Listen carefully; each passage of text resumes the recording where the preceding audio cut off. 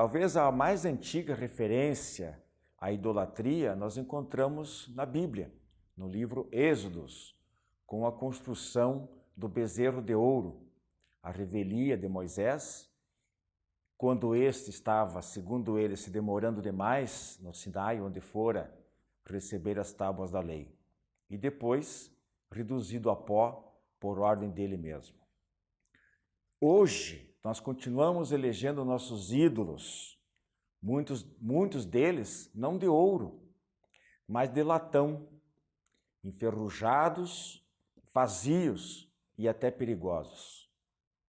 Dinheiro, fama, poder são algumas das coisas abstratas às quais nós nos rendemos. Mas há os cantores, os artistas de TV, os jogadores de futebol e outros ídolos instantâneos que surgem por aí, personificando a idolatria a pessoas. Ilusões criadas para preencher as próprias carências de afeto, de autoestima, ou o simples hábito de imitar, de fazer parte de grupos a qualquer custo, ter aquela sensação de pertencimento a grupos, de não estar só. Mas nós deveríamos repensar as nossas escolhas. De quem nós estamos fazendo a escolha para simbolizar as nossas preferências, as nossas condutas e os nossos sentimentos. Tais figuras famosas, como eu disse, acabei de dizer, algumas delas surgidas de modo instantâneo e que, da mesma forma, tão rápidos, passa a glória, seus momentos de glória, desperdiçamos o nosso tempo sendo seguidores nas redes sociais, querendo saber todos os detalhes da sua vida pessoal, da sua vida particular. O que a gente ganha com isso? Quem que serve de modelo para nós? O que é que elas nos passam? O que é que elas nos trazem? Será que nós paramos para fazer esse tipo de questionamento? Ou vamos absorvendo de uma maneira irracional, sem reflexão, daquilo que nós estamos incorporando ao nosso patrimônio intelectual, à nossa maneira de ser, ao nosso dia a dia? Para que serve esse tipo de comportamento? Esses exemplos que muitas vezes nós recebemos. Por isso, ídolos e modelos é o assunto do nosso tema livre de hoje.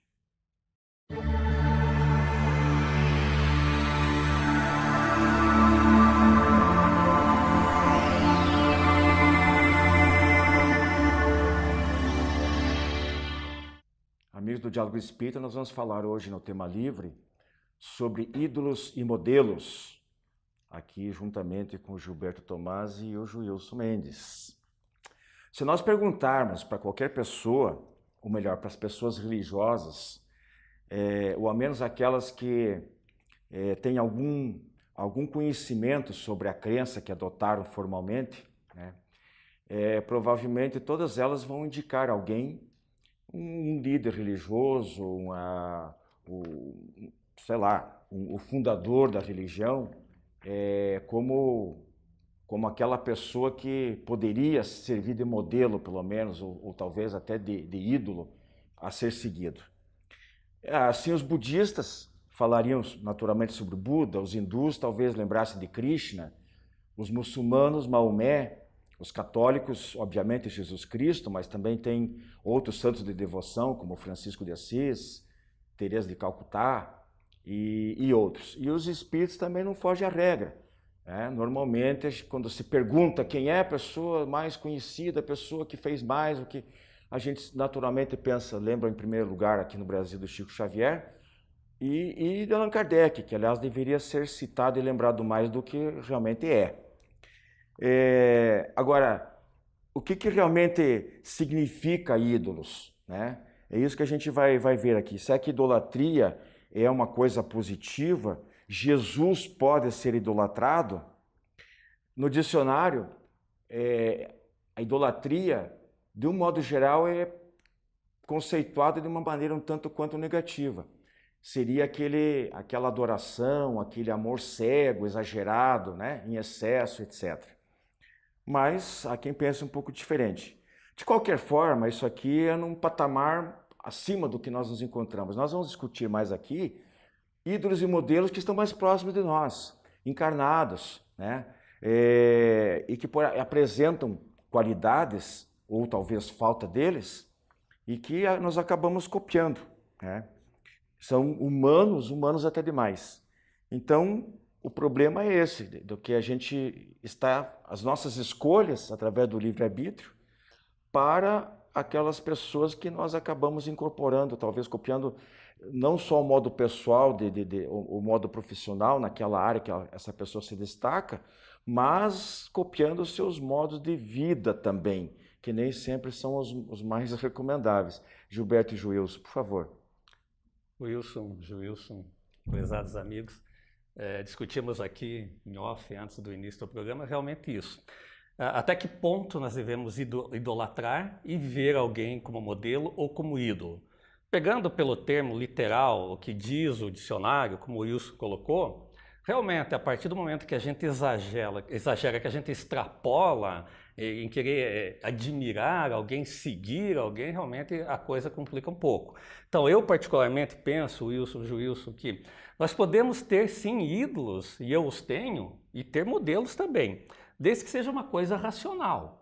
O que me parece é que hoje, nos dias atuais, a coisa está um pouco mais assim avantajada em termos de discussão de ídolo e modelo, e exagerado um pouco, através do advento dessa globalização, principalmente através das redes sociais, né? Hoje as coisas acontecem em tempo real e nós estamos vendo, o que não acontecia em tempos anteriores, antes dos anos 60 principalmente, e que não tinha ídolo, tinha modelo, mas não era essa coisa exagerada, até porque nós não os víamos, né? Não tínhamos contato.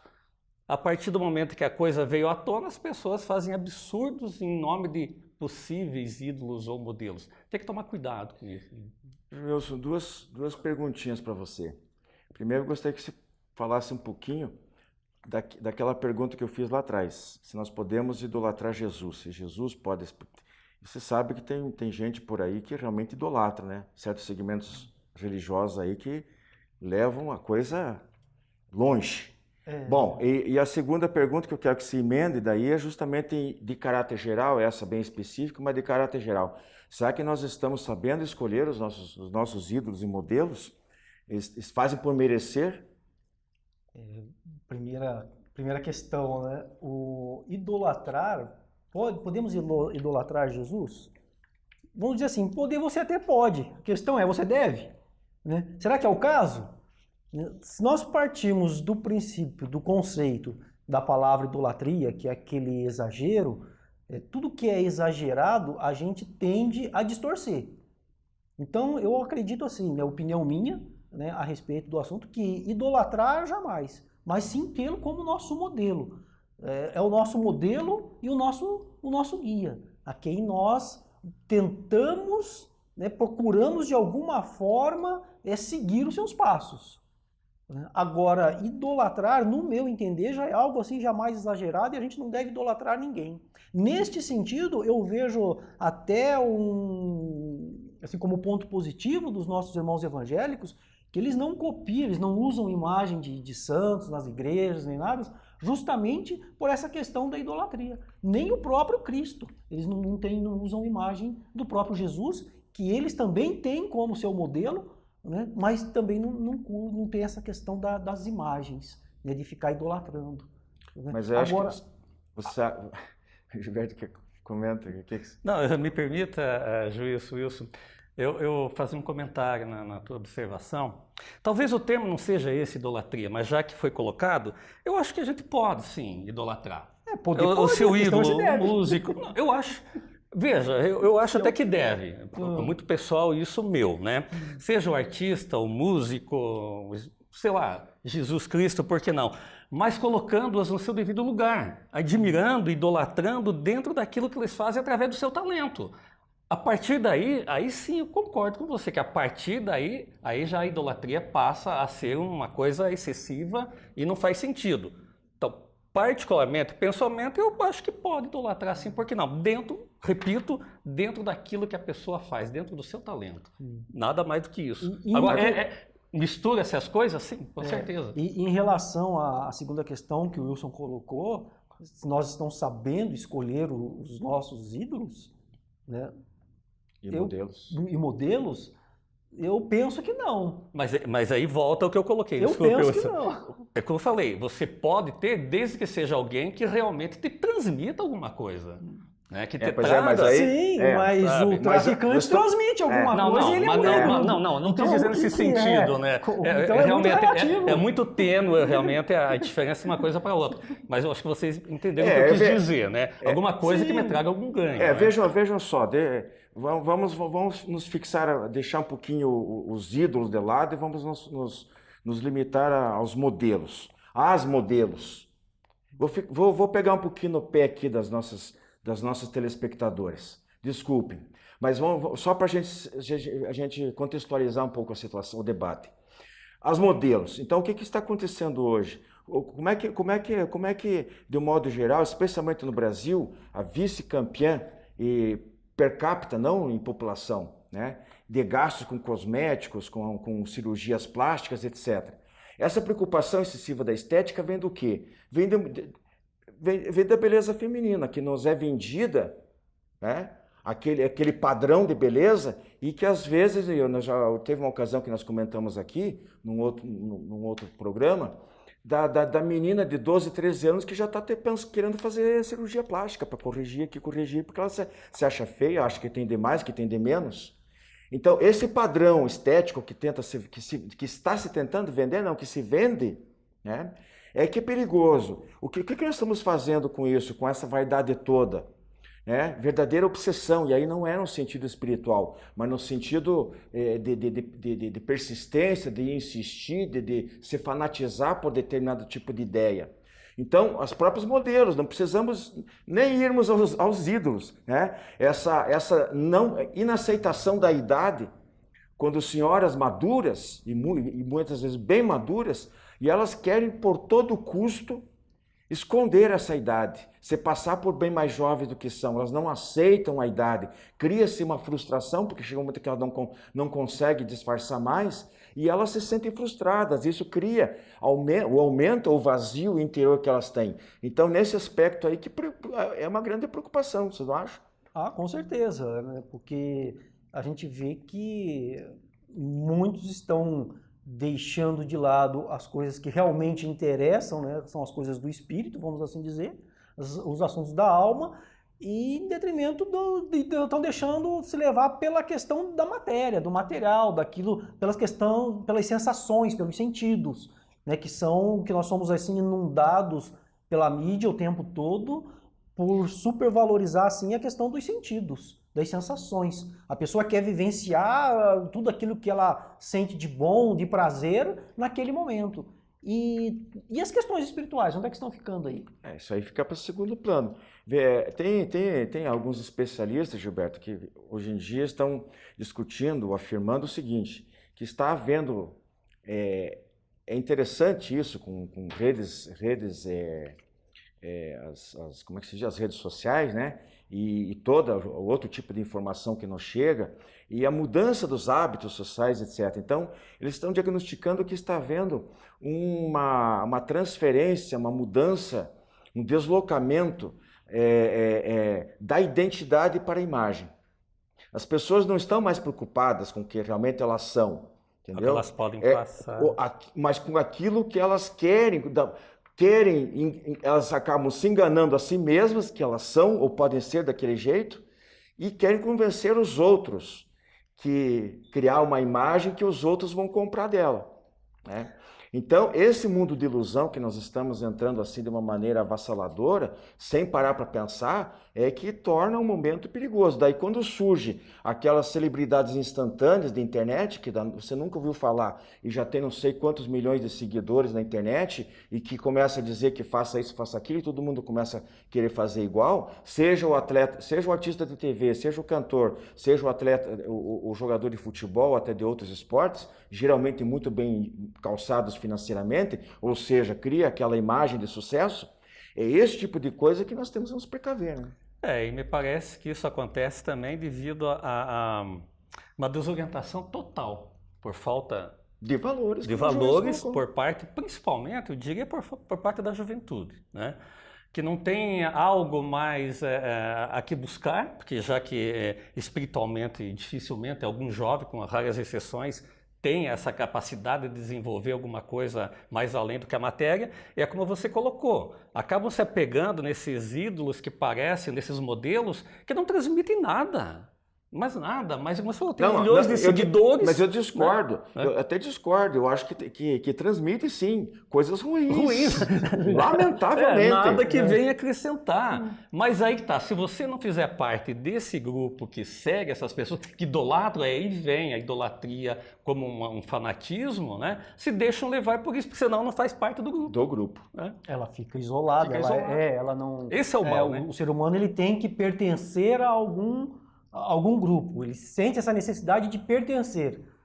Então, na falta de pertencer, de conhecimentos, de valores morais, valores espirituais, a pessoa ela se agarra àquilo que ela acha que é o caminho para ela. E ela não tem maturidade psicológica nenhuma, às vezes, para entender, para compreender aquele momento. Pois é. E é interessante isso, porque a gente fala muito, há digamos assim, um ponto em comum, né? uma ideia mais ou menos generalizada de que o ser humano sempre foi, né? Muito egoísta. E ao mesmo tempo, apesar desse egoísmo todo, ele quer estar junto com outros, ele não quer ficar de fora. Para mim, isso é até um pouco paradoxal isso aí, porque geralmente o egoísta ele se fecha em si, né? Mas se fecha em si nas suas convicções. Então, se o ídolo, o modelo está transmitindo aquilo que fecha com aquilo que ele pensa, né, ele se fecha ali e ponto. E aquilo é o certo. É o certo. E aí? É uma pena, né? Joilson, contigo para o arremate. Gostaria que você fizesse um apanhado geral aí, dirigindo-se ao nosso telespectador. Uma forma, qual seria a solução, então? Porque não é a questão, não é mais grave com os jovens, com os adolescentes inclusive, mas como eu falei aqui antes, pega quase todo mundo, geral. né? Todo mundo geral. Como é que a gente seleciona os nossos ídolos e já que o Gilberto acha que pode haver um certo grau de idolatria, mas principalmente os modelos aí. Os modelos. Eu entendo assim, que nós devemos buscar aquelas pessoas que fizeram um bem para a humanidade, que deixaram bons exemplos. Eu acho que esses são os nossos modelos, esses podem ser até os nossos ídolos. Deixarem assim os que fazem né? hoje, os que encarnados. fazem também, né? Pessoas que fazem algo pela humanidade, em prol da humanidade. E buscarmos os valores dentro da família. Nós percebemos hoje em dia que existe uma grande desestruturação dentro das famílias. E é necessário fazer esse resgate da família, dos valores, para que a gente talvez consiga reverter este processo aí. Muito bem, meus amigos. Nosso Tema Livre fica por aqui e nós seguimos com o nosso programa. Até mais. A Casa Editora Oclarim divulga há mais de um século a luz e o conhecimento da doutrina espírita com valioso conteúdo, de belíssimos romances a esclarecedoras obras doutrinárias. Conheça, divulgue e compartilhe a lucidez do Espiritismo. Casa Editora Oclarim. Acesse www.oclarim.com.br.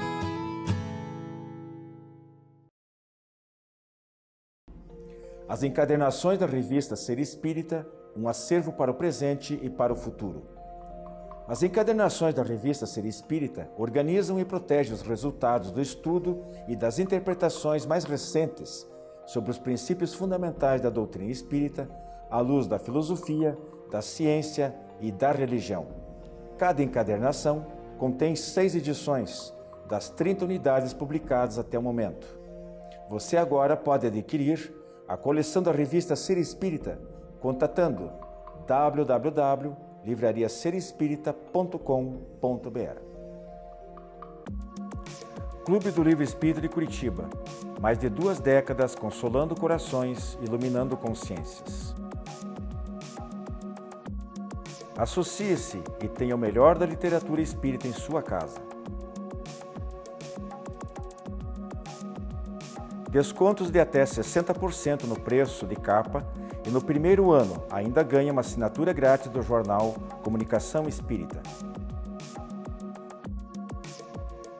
Acesse também a nossa fanpage no Facebook da AD Paraná. Associe-se agora e contribua para a manutenção deste programa.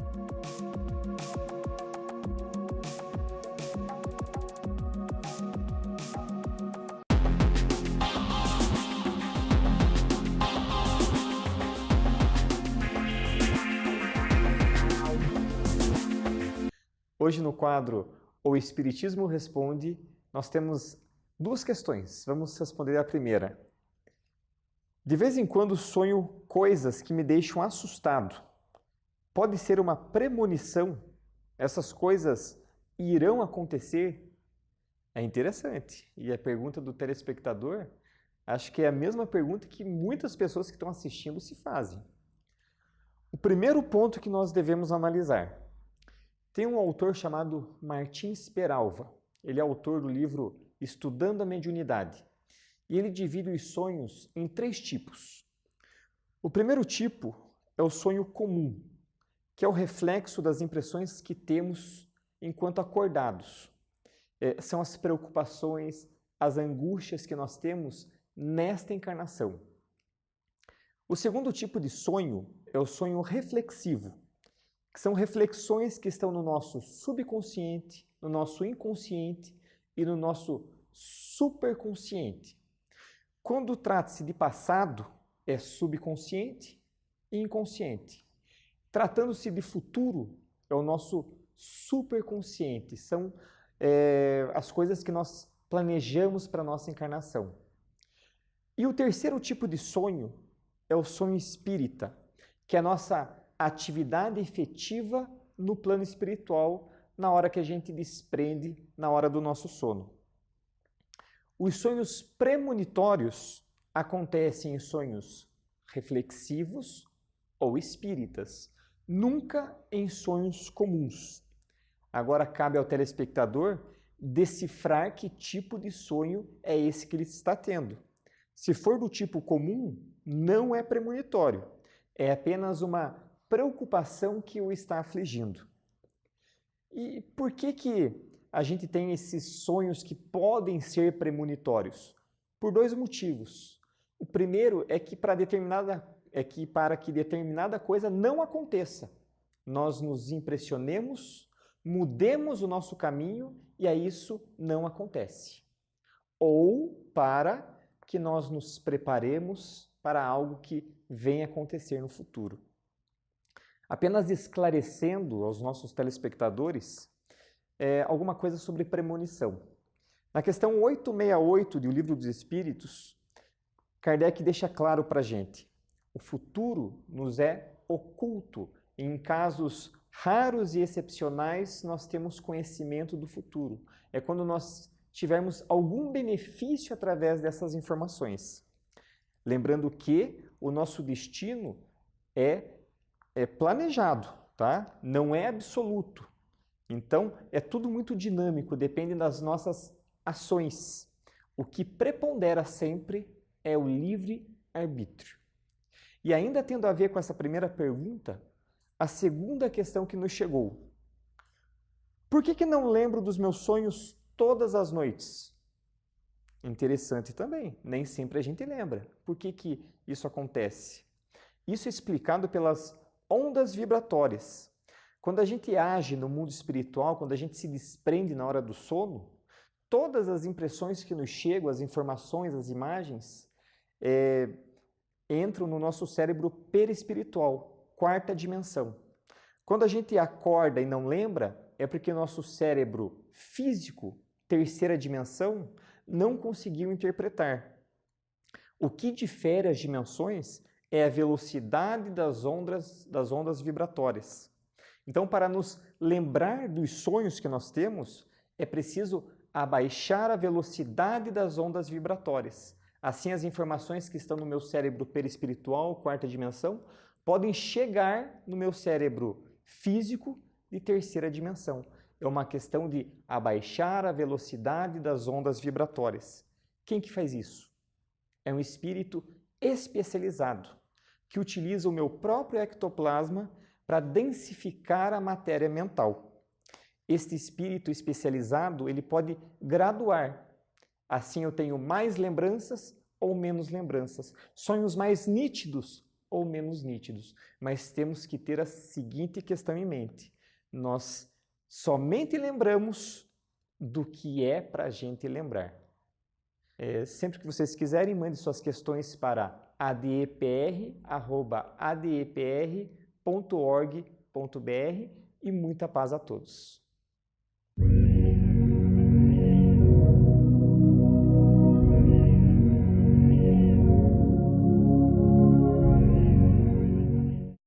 Nosso abraço de hoje é, na verdade, uma homenagem a Hippolyte Léon Denisard Rivail, nascido a 3 de outubro de 1804 e que mais tarde adotou o pseudônimo de Allan Kardec.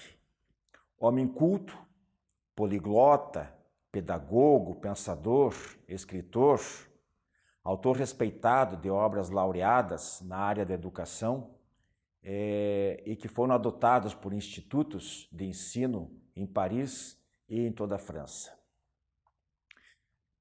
Após atentas, longas e profundas observações e estudos a respeito dos fenômenos mediúnicos, lançou em 1857 o Livro dos Espíritos, que é a primeira das 5 obras básicas daquilo que nós denominamos de codificação espírita. Allan Kardec foi o grande divisor de águas do estudo do psiquismo humano e inaugurou uma nova era para a humanidade. Por isso, a nossa lembrança hoje, uma singelíssima forma de homenagear a sua figura ímpar, esteja ele onde estiver, encarnado talvez, é possível, ou na dimensão espiritual. Os espíritas têm o dever de conhecê-lo muito bem e a sua obra, sua magnífica obra, que tantos benefícios tem espalhado a milhões de pessoas. E aos que não o conhecem, o nosso convite para que se aproximem desta figura de expoente intelectual e do seu legado, fonte de consolo para o coração e de iluminação do saber. Antes de nós encerrarmos o nosso quadro de introdutório do programa de hoje, eu gostaria de fazer a chamada para o nosso próximo programa, que vai tratar na próxima semana, ou melhor, vai ter uma entrevista aqui no nosso programa com Silvana Calabrese, que vai falar sobre as fases da vida.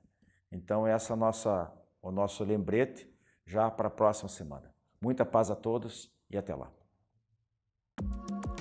Clube do Livro Espírita de Curitiba.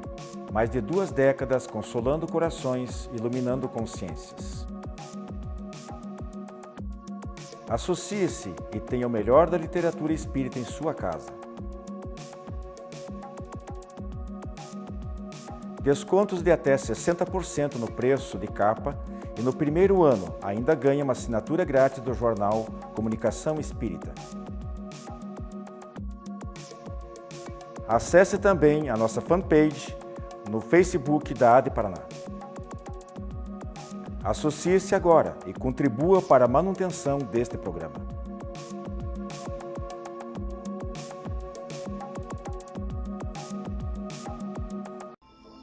Você que é distribuidor ou administra uma livraria espírita, não pode deixar de conhecer os livros da editora O Clarim de Matão, São Paulo. Mais de 200 títulos à sua disposição, como Chico, Diálogos e Recordações, de Carlos Alberto Costa. Episódios marcantes da vida missionária do médium mineiro, fatos inéditos e notícias de suas vidas passadas. Pedidos pelo e-mail oclarim@oclarim.com.br, o telefone 16 33 82 10 66, ou ainda pelo Clube do Livro Espírita de Curitiba, adepr@adepr.org.br.